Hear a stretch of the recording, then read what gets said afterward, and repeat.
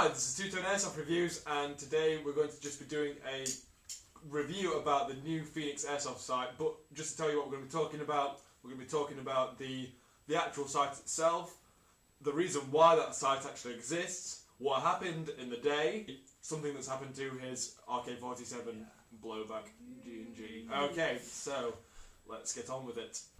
Dun, dun, dun, dun, dun, dun, dun, dun. Phoenix Airsoft has moved. It is no longer at the skirmish paintball site. Just walks. Yeah, it's walked literally down the road. It is just down the road. What happened was Phoenix came under possession of some new land, about 50 acres of it just down the road, and they opened up their own site purely for airsoft, and then expected skirmish, after getting wind of this, not to want big land that's allow, next to them. to allow them still to use skirmish sites, which is understandable as it's just literal forest land with a few bits and bobs put here and there. But unfortunately, skirmish said no, we don't want you. If you've got that land, we don't want you here. There's not enough business in the area for two sites. So to be that close to each other as well. Yeah, to that it's literally like a 10-minute drive or so. They've only been there about 3 months, 3 months, something like that. So it's not that long in there. So they've erected and placed enough stuff to get a decent game out of it. And what they've done is they've created something called Skirmish Airsoft, which the link will be down in the description. Yes. For you to have a look. It's basically the same side. They've revamped the harbour area, allowing each little bay to have a own power socket, so you can charge your batteries up or whatever you want. The only downside to it is that they only operate it 1 day a weekend. This weekend it's Sunday, next weekend it's Saturday, and so on and so on and so on. We got the sales pitch, so we just read the sales pitch too. We only found out that Phoenix had moved this morning when we turned up at skirmish. No one gave us funny looks. And they were like, what are they doing here? These guys in army gear, what's it doing? Airsoft's not until tomorrow. Get a higher weapon, and like I've said, it is a G36 Jing Dong, as far as we've been told. Which is, I think, is literally the same ones that Phoenix have now used, which are a brilliant rifle.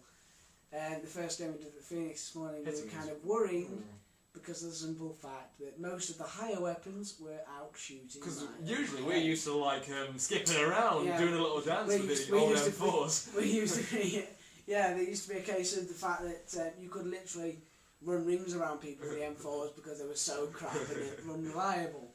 But now you're almost like, oh god, what was that? Oh shit, it's a higher weapon. So but there is a spot. They have a two-tone front guard on them, so it is a little bit more obvious to see that they're a higher weapon and shoot at them. Yeah. Dun, dun, dun, dun, dun, dun, dun. What happened today? We had, I think it was about 4 games. 5.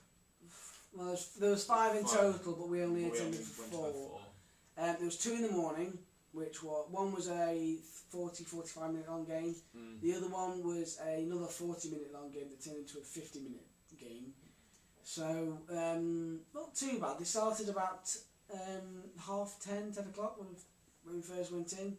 When we first went out, because my normal wake up alarm on Saturday morning went off, which was annoying twice. So that went off.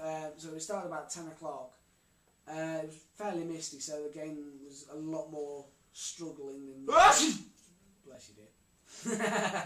They do have the areas set up nicely, although they are in like what seems to be old cargo containers, which is. And they basically called what that used to be the village. The new village is just tents, and they make nice noises when people hit. Oh yeah, it makes a standard.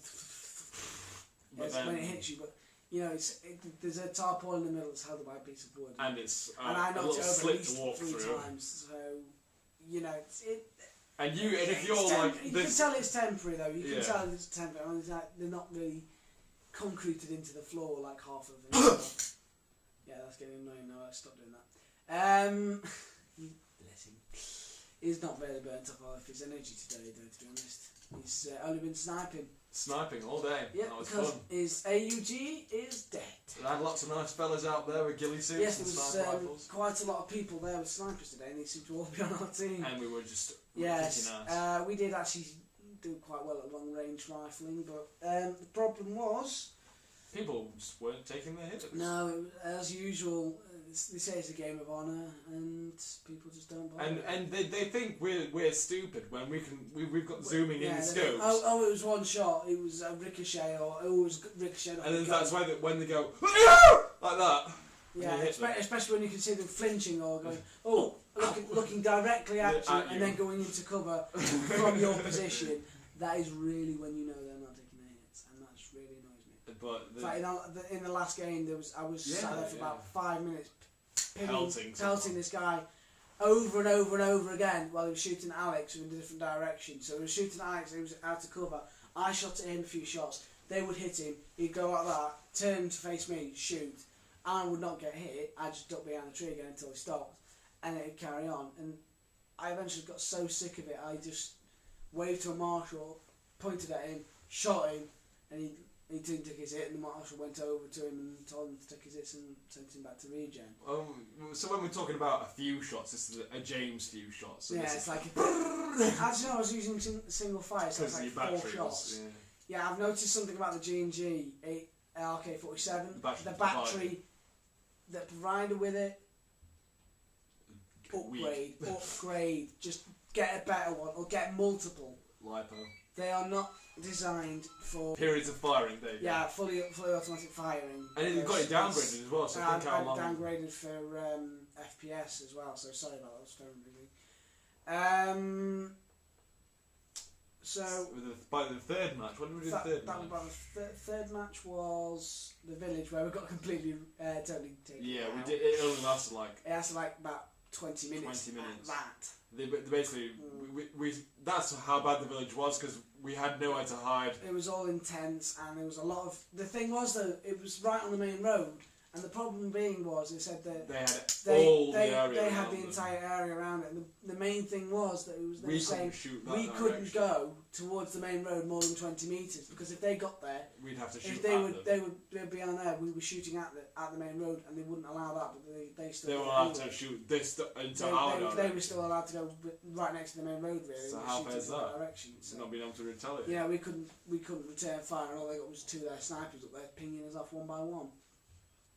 Which of course we were on medic, so a white band on your arm makes you a perfect target. But yeah, so yeah, it was only a temporary place though, where Phoenix, which is nice because it's like 50 acres. Still, God. 50 acres, and the last game we played, it was actually the second last game. It was supposed to be from about 2 o'clock till 5. That's 3 hours of play. So you think of how big this area is supposed to be. We're using the entire area, and I'm not talking like the entire area and then a little bit left over. I'm talking from end to end. We used that entire area. The only points that we couldn't go to was the car park and the safe zone, which was in the middle of the area. And it was like a 10-minute walk either way. Yeah, we went out from the regen from the safe zone. We were walking for like 5-10 minutes until we got to our first point. That game was unfortunately cut short by some complicated rules and some cheating by both teams, I will say. We'll say yellow. Primarily, it was yellow team. The yellow team, unfortunately, because one of the rules was that you're given them like 6 objectives. Each team had a single objective they could regen from that couldn't be captured. Then the rest of the objectives could be captured, and then you can regen from them. Only if you were not being attacked at that objective. Yeah. If the objective had one person firing at it on the enemy team, you could not regen there. Simply because it was. And also, if you died defending that region, naturally you couldn't go back to that. Because obviously the people weren't be moving, and you wouldn't be getting anywhere. Yeah. So the problem was we had a small area that was like here, which they were called the underground, which is actually brilliant. It's like an underground store, so it literally can be like a final stand position.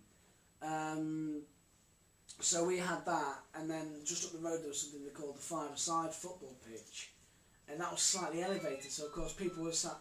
Sorry, the phone's ringing again. So there was people sat up there who were just taking that as their regen, and they were just getting shot or not taking the hits and just staying up there and just. Mainly because they had no spawn points left because we were over. Yeah, we just captured them all, and then as soon as the marshal went up to them and says, "I'll go back down to your regen," they all walked past all the ones we captured and captured them back up. when they were supposed when to be they were dead. supposed to be dead. So. And then some of them just respawned from there, and the rest of them carried on going nicking them all back. So while we thought, oh, we've only got this one left, if we can capture them, we can just hold them off in the first one. It was a fail of a major effort, really. Because they were just cheating as they were walking back. Because we ended up with one guy I didn't see for 20 minutes while I was walking back to our main region, because he was walking past all the different places that were under attack. And he ended up going all the way up to the other side of the map and then making it all the way back down here. So the problem was really the complicated rules. They needed more marshals to use.